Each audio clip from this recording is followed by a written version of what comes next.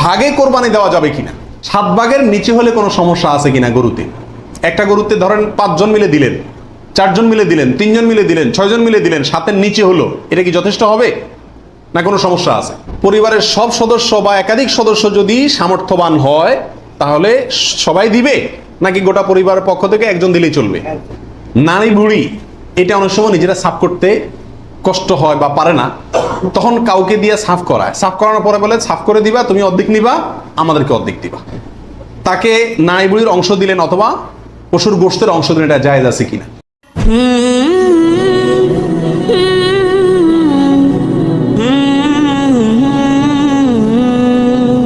ভাগে কোরবানি দেওয়া যাবে কিনা, এটা একটা গুরুত্বপূর্ণ প্রশ্ন আজকালকার যুগে।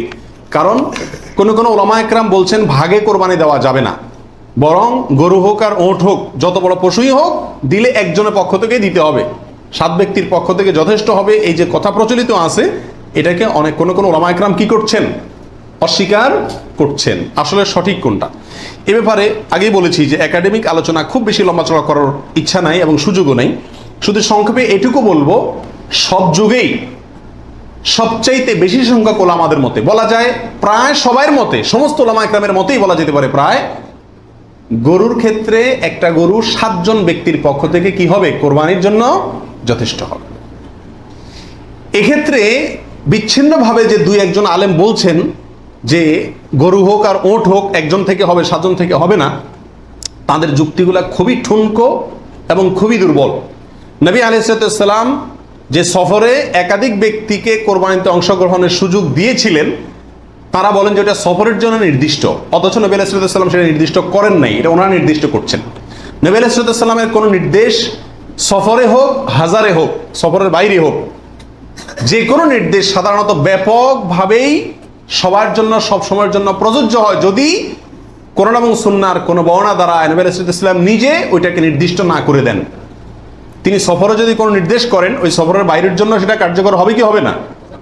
যদি কেউ সফরের জন্য নির্দিষ্ট করতে চায় তাহলে তার জন্য পৃথক দলিলের প্রয়োজন। বিধায় এটাই হলো বেশিরভাগ ওলামা একরামের মত। বিচ্ছিন্নভাবে কোনো আলেমের মত থাকতে পারে, কিন্তু সে 1-2 জন আলেমের কথা না শুনে সংখ্যাগরিষ্ঠ ওলামা একরামের মতের উপর আমল করবেন। গরুর ক্ষেত্রে 7 জনের পক্ষ থেকে যথেষ্ট হবে। তবে একটা কথা এখানে বলতেই হবে, সেটা হলো উত্তম হলো একাকি দেওয়া, ভাগে না দিয়ে কি দেওয়া, একাকি দেওয়া। এক্ষেত্রে কারোর কোনো দ্বিমত নাই, একাকি দিতে পারলে সেটা সবচেয়ে বেস্ট এবং ভালো। 7 ভাগের নিচে হলে কোনো সমস্যা আছে কিনা গরুতে? একটা গরুতে ধরেন 5 জন মিলে দিলেন, 4 জন মিলে দিলেন, 3 জন মিলে দিলেন, 6 জন মিলে দিলেন, 7-এর নিচে হলো, এটা কি যথেষ্ট হবে না কোনো সমস্যা আছে?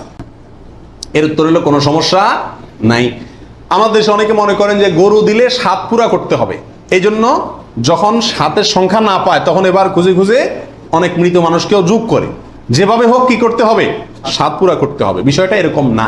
কোরবানির গরুতে সর্বোচ্চ 7 পর্যন্ত দেওয়া যায়, 3 জন, 2 জন, 7 জন, 5 জন, 6 জন, যে কোনো সংখ্যায় 7-এর নিচে থাকলেই কোরবানি দেওয়া যাবে।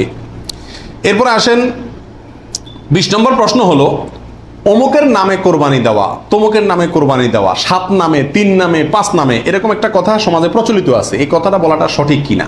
এর উত্তর হলো না, এটা সঠিক না, এই কথাটা ভুল। কিন্তু এই ভুলটা এমন ভুল না যে ভুলের কারণে বড় ধরনের গুনাহ হয়ে যাবে, কারণ এটা বলার ভুল, এভাবে বলাটা উচিত না। কারণ কোরবানি হবে মূলত আল্লাহ সুবহানাহু ওয়া তাআলার নামে, অতএব 5 নামে, 4 নামে, 3 নামে, 7 নামে কোরবানি হয় না। নাম শুধু একটাতেই হয়, সেটা হলো বিসমিল্লাহ, আল্লাহর নামে, ঠিক না? ঠিক।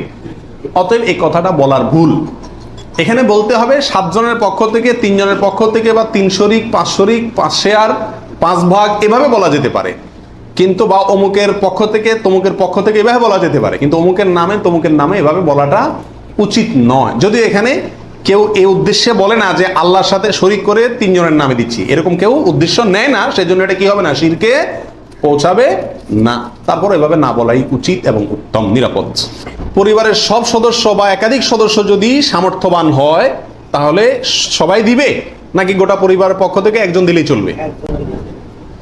নবী আলাইহিস সালাম থেকে এক্ষেত্রে একটা হাদিস বর্ণিত হয়েছে, যেটা একটু আগে আপনাদেরকে শুরুতে আমি শুনাইছি, মুসনাদ আহমদে বর্ণিত হয়েছে এবং আরো অনেক হাদিসের কিতাবে কাছাকাছি হাদিস বর্ণিত হয়েছে। নবী আলাইহিস সালাম বলেছেন যে প্রত্যেক পরিবারের উপরে একটি কোরবানি জরুরি, প্রত্যেক পরিবারের উপরে উযহিয়াতুন, একটি কোরবানি জরুরি।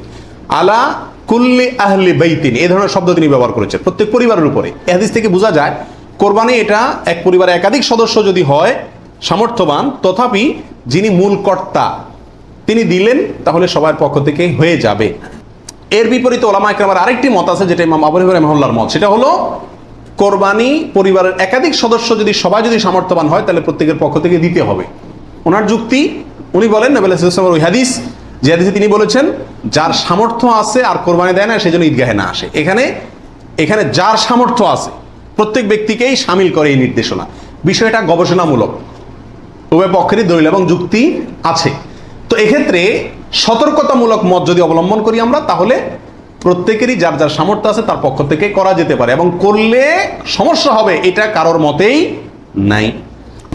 নারী বুড়ি এটা অনেক সময় নিজেরা সাফ করতে কষ্ট হয় বা পারে না, তখন কাউকে দিয়ে সাফ করায়, সাফ করানোর পরে বলে সাফ করে দিবা, তুমি অর্ধেক নিবা, আমাদেরকে অর্ধেক দিবা। এরকম হয় কি হয় না? তাকে নারী বুড়ির অংশ দিলেন অথবা পশুর গোশতের অংশ দিলেন, এটা জায়েজ আছে কিনা?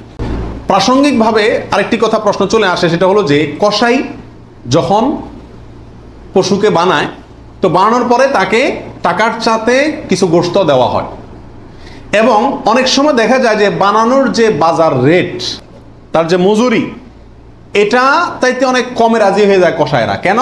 কারণ তারা জানে গোশত 5 কেজি দিলেই তো 2-2.5 টাকা এসে গেল, অতএব এক্ষেত্রে যদি আমাকে টাকা একটু কমও দেয় অসুবিধা নাই। এই ভুলটা ঘরে ঘরে হয়ে থাকে। কোরবানির পশু যারা বানায় সে কসাইদেরকে গোশত দেয় না, এমন মানুষ সারা বাংলাদেশে খুঁজে কয়জন পাওয়া যাবে আমার সন্দেহ আছে। কোরবানির মধ্যে সবচেয়ে বড় দাগের ভুলগুলোর ভিতরে এটা অন্যতম। এইভাবে যদি কেউ করে তাহলে এটা বড় ধরনের ভুল।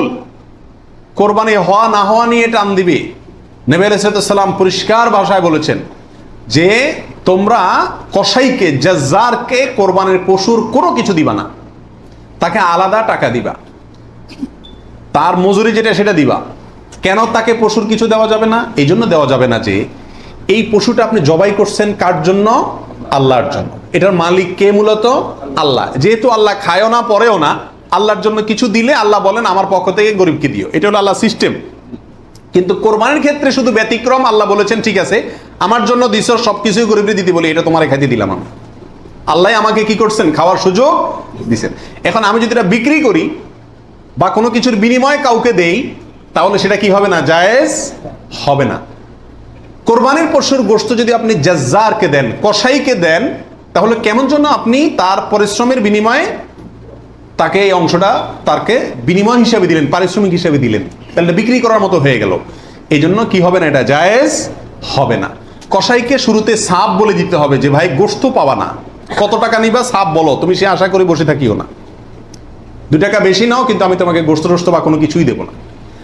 তবে হ্যাঁ, কসাই যদি আপনার প্রতিবেশী হয়, আপনার আত্মীয় হয়, অথবা অন্য গরিব মানুষ হয়, অন্য 10 জন গরিবকে যে পরিমাণ দিতেন তাকেও সে পরিমাণ দেন, তাহলে সমস্যা নেই, ওইটা ঠিক আছে।